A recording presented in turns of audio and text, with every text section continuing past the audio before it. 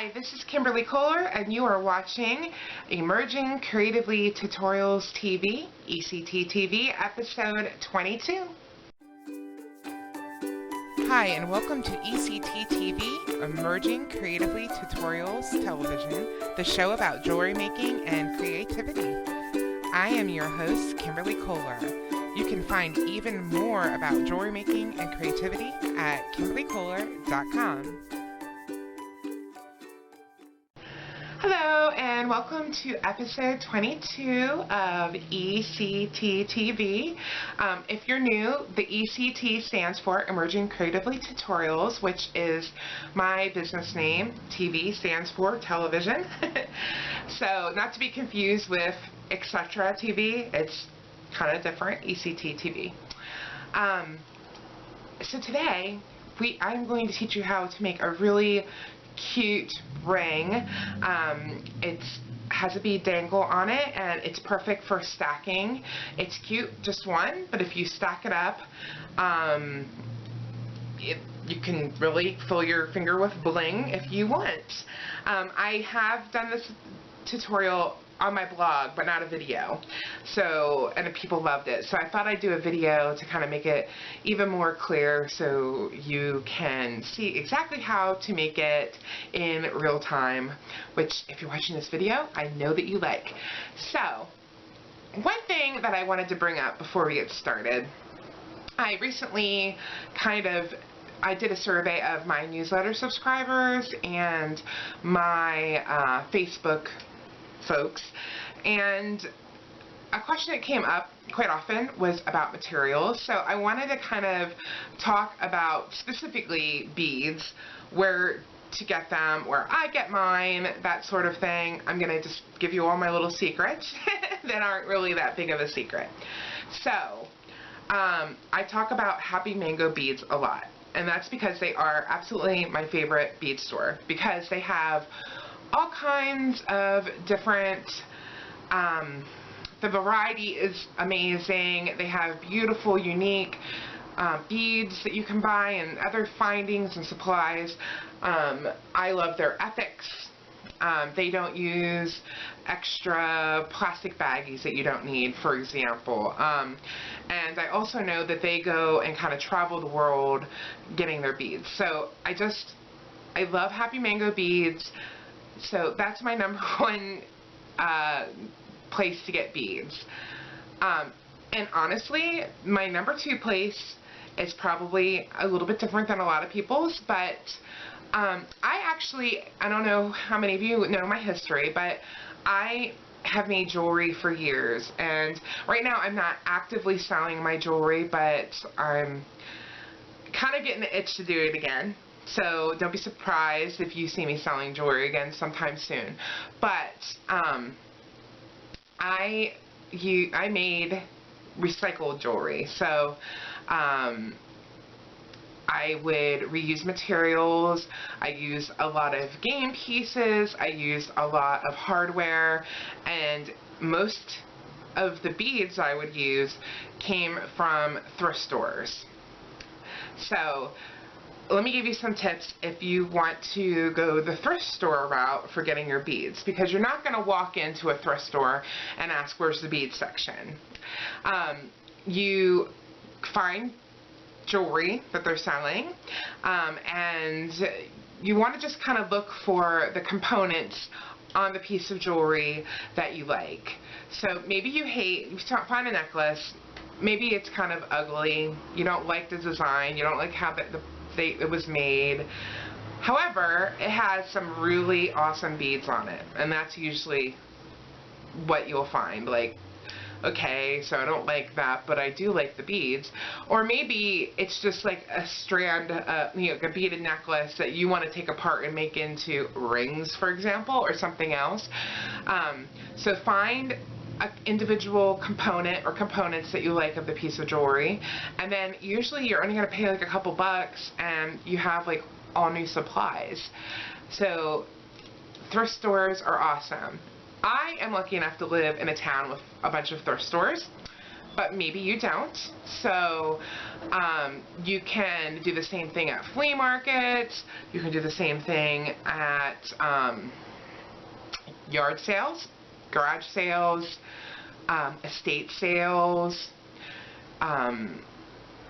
Garage sales are kind of tougher because it's, at least for me, unless you like going yard selling anyway, you have to keep going to a bunch of different yard sales, and it's kind of hit or miss. You might see an advertisement where they actually specifically say, like, maybe grandma is downsizing and moving into a retirement home. That would probably be a good one to check out, because she might be getting rid of some of her costume jewelry, and that would be perfect for you to take apart. So that's kind of my second favorite place. And then I go to Fusion Beads. I will do Fire Mountain gems. I will just do searches on Etsy a lot of the time and find exactly what I'm looking for and purchase it from sellers on Etsy. And they're kind of my biggest places I get my beads. I will occasionally go to AC Moore or Michael's in a pinch. The only problem with those stores are that the beads you find there, they don't have a huge variety, and I feel like a lot of people get beads there, so I don't want my jewelry to look like other people's. So that is the only drawback for me. If you are just starting, then you may want to go there, because it's easier to purchase in person than online when you're first starting. And you can, actually touch and feel and see the beads up close and know exactly what you're getting. If you're worried about price for there, I would suggest going online and getting their coupon. Both Michael's and AC Moore, I believe, I know AC Moore you can definitely get coupons online. I'm pretty sure Michael's you can too. And as far as Happy Mango Beads is concerned, they usually have a sale on some sort of bead during every week. So when you go to their homepage, it usually will say right on it what they have on sale. So you could shop the sales if you want to be thrifty. So those are my tips. I know, I think the concern that I got a little bit was that when you're first starting, when you're a beginner, that buying beads can be very expensive. And sometimes for me, I don't remember so much, because as you keep making jewelry, you'll have like a strand here, a strand there, and then it eventually becomes a huge collection that you can just keep referring back to and pulling out beads, and it's like shopping in your own store at your house. But when you're first starting and it's like your first few strands of beads you're buying, and you don't want all your jewelry to be made out of those, few strands of beads that you do have, it's hard to start building up a collection without, going into debt, and we don't want you to go into debt. So those are my ideas. So go forth and make jewelry. So those are my ideas of how you can start shopping for some beads if that is new to you. The tutorial I'm about to show you only takes one bead.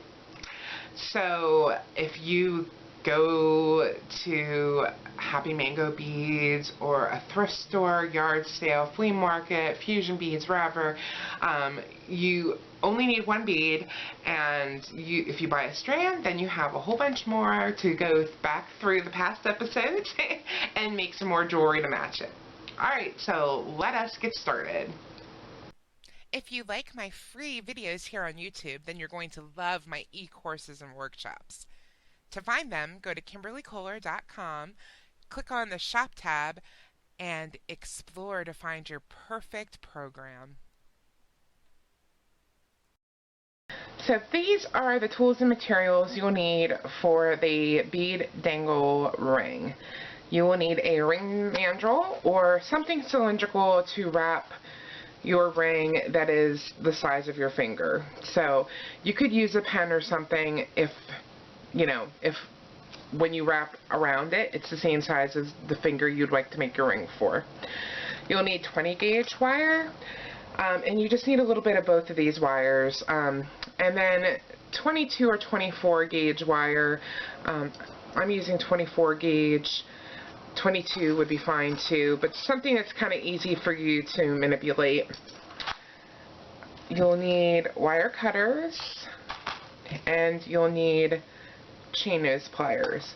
And you're probably going to want to have a second pair of pliers to do some wrapping with, which I suggest bent nose wire or bent nose pliers for.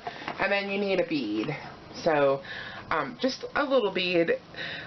It's going to be dangling on your finger, so it really can be whatever size you want, but I'm just using a 6mm bead. And just for the record, the bead that I'm using is actually from a necklace that I took apart that I got at actually a used jewelry sale that a library had. So that just shows you that I do practice what I preach. So let's get started. So we're going to start by making a knotted head pin. So it's kind of like a tutorial within a tutorial here, but you can use any head pin you want, really. You could use a head pin that you have from a store, or you can use a different sort of head pin that you've made yourself. Whatever you want to use is perfectly fine here, but I'm going to show you how to make a knotted head pin. So you want to start off with your 24 gauge wire, or you can use 23 gauge. I've done it with 20 gauge wire before, but it's not as easy to bend, and you'll see why in a second. And you want to cut about 3 inches, and then about 1/3 of the way you want to bend the wire in half, or not in half, in a third. You want to bend the wire 1/3 of the way down, so you'll have 2 inches on the long side and 1 inch on the short side. And then you just want to go ahead and pinch the end so it's tight against here. And now you're just going to hold this wire at the very tip here, you know, kind of as close to the end, I don't know, about that far down in your chain nose pliers, just very close to the end. And then we're going to go ahead and bend the small wire, so the small side up, like that. So it will look like this. There's a little tip at the end here, and you have the small wire up. Okay, now this is the fun and the tricky part. You want to kind of try to hold the wire at the very, very, very itty bitty tippy end. And then we're going to just kind of wrap around, just kind of loosely, sloppily, kind of make it look like a knot. And this is what I'm using my bent nose pliers for. So just kind of go around. And this is a case where being sloppy is what you want, so don't keep your wraps too nice. And then you also might not want to leave the tip too much of the tip either. So just keep on wrapping. You see I took it off my pliers for a second there, and I'm going to change where I'm holding it. And just keep on wrapping.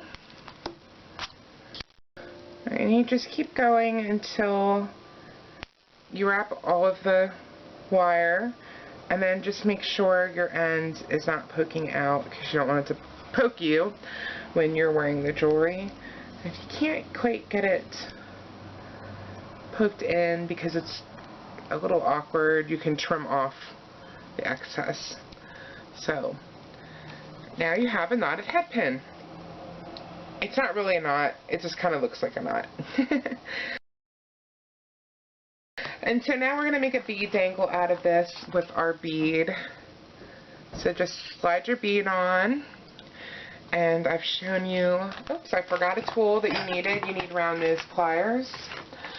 And I've shown you how to do bead dangles before, so I'll just quickly go through this. You can refer back to the bead dangle episode if you need a little more assistance, but you just hold the wire with the bead on the bottom here, just a little bit of space in between the bead and the pliers, and wrap around the plier, straighten out the loop, and then wrap around the top here.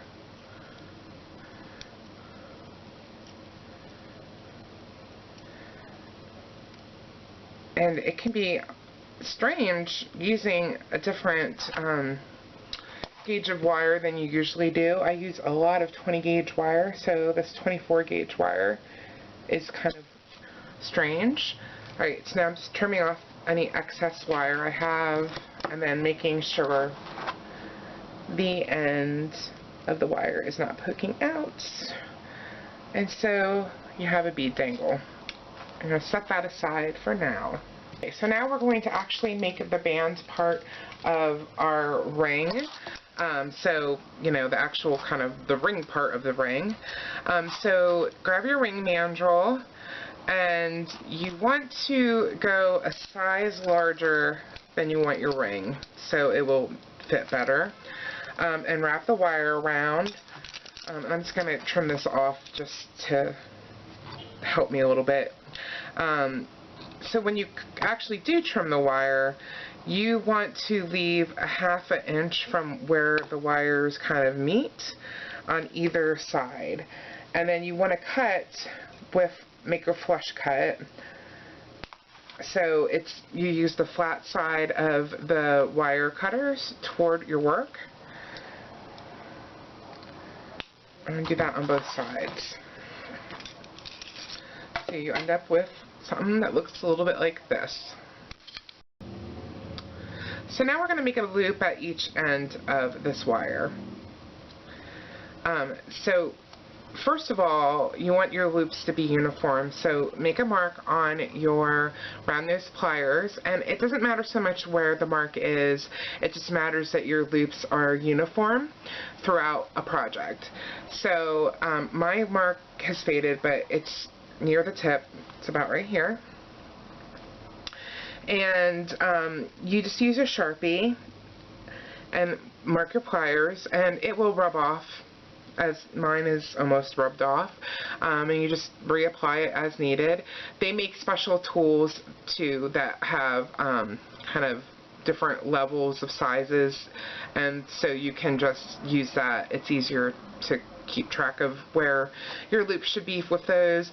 Or some people put tape. I don't like that so much, but the tape is not gonna, it's gonna hold up a lot better, so if you want to try that. So we're going to make a loop kind of going opposite directions on each side. So I'm going to hold with wire in my round nose pliers. I'm going to line it up to that mark that I made on my pliers. And then see the loop is over here going this way. So now we're going to make the loop. And basically you just are going to wrap the wire around the pliers with your non-dominant hand. In this case, if you're doing it the way I am, it's your left hand. And with your right hand, you're going to twist away from you. So we just start, and you just twist as far as your wrist will go. And then this is where this mark comes in handy, because you readjust and come back, and you want to make sure your wire is still lined up with that mark. And complete the loop. And it looks like a P. And then just repeat the same thing on the other side. And again, going away from your ring.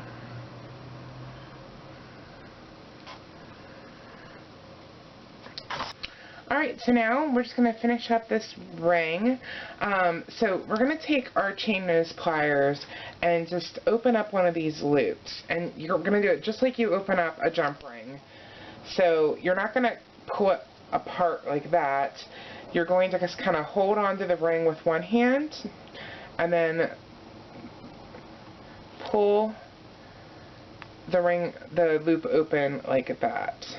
So the circle is still intact. So if you look at it this way, it looks like the circle is still there, but the loop is actually open. And then you take your bead dangle and put it on there, and then you just simply put the other loop inside and then close up that loop again. And you just do it the opposite way that you opened it. And then you have the bead dangle